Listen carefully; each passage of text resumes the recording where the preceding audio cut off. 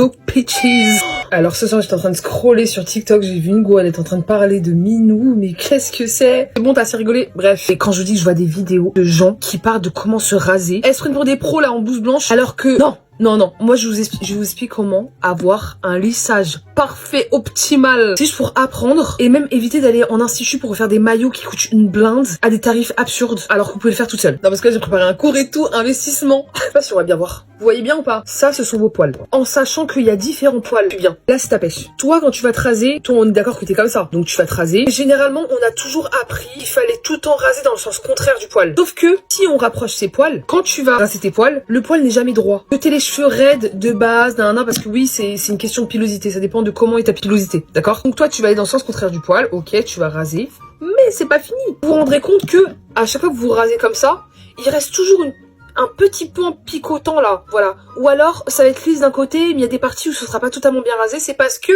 on en vient au fait, là, c'est quand vous avez rasé. C'est-à-dire que là, il reste toujours des petits points. C'est pourquoi, finalement...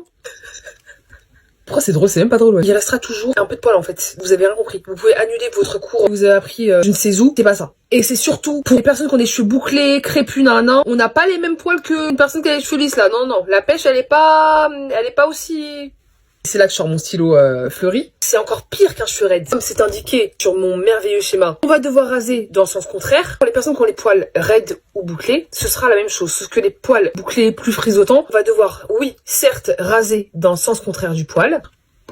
Mais, parce qu'il y a toujours un mais, on va également croiser. Vous allez être comme ça, puis dans l'autre sens comme ça, diagonale, d'accord? Ce qui fait qu'en fait, finalement, vous allez faire la même chose dans le sens du poil, en diagonale, ce qui fait qu'à la fin, nous n'aurons plus un petit picotant, on aura finalement une pêche toute lisse. Je suis désolée, je suis obligée de faire ce cours aujourd'hui parce que c'est un sujet, je vois pas pourquoi ce serait un sujet délicat. C'est un truc qui fait partie de notre corps, hein, c'est important de le savoir. Pour éviter toute inflammation, pour éviter d'avoir un poil incarné, parce que c'est en écoutant des mauvais conseils de rasage que vous vous retrouvez, qu'on se retrouve, et que je me suis déjà retrouvée d'ailleurs, avec un kyste qui est horrible, ou limite faut aller à l'hôpital pour se faire opérer. Donc je pense que c'est un sujet qui est super important. Et d'ailleurs le sujet, je parle que des filles piches, mais ça concerne aussi les hommes, parce qu'il y a aussi beaucoup d'hommes qui se rasent des sous-bras, le pubis.